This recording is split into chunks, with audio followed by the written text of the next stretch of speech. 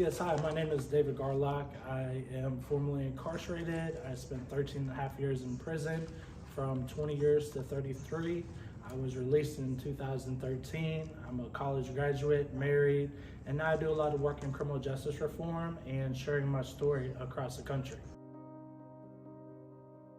We need to get away from having a registry and just take that money and pour it into prevention, pour it into education. 95% of sexual offenses are happening by people who the kid knows or the person knows. So it's not like this stranger danger. We have to get away from criminalizing addiction.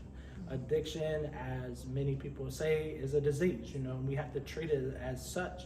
And we can't say, okay, we're gonna lock you in and send you to prison, because sometimes there's more drugs in prison and it's more easily accessible than it is on the street. As far as foster care, when the child says that something's happened, we need to believe that child. A lot of times these kids don't know about sex or this or that, and they're telling you this, and that happened, and it's like, how do you know that? But then we don't want to say, okay, let's look into this more.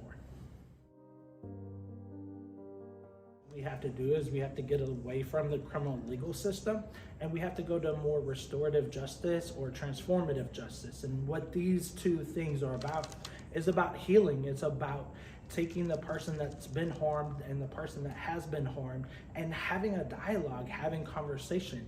And this is the only type of systems that provide healing. Our criminal legal system does not provide healing. There's this thought that, like, if we put people who've harmed us away, we don't have to deal with them anymore. We can heal, but there's no healing that's done there.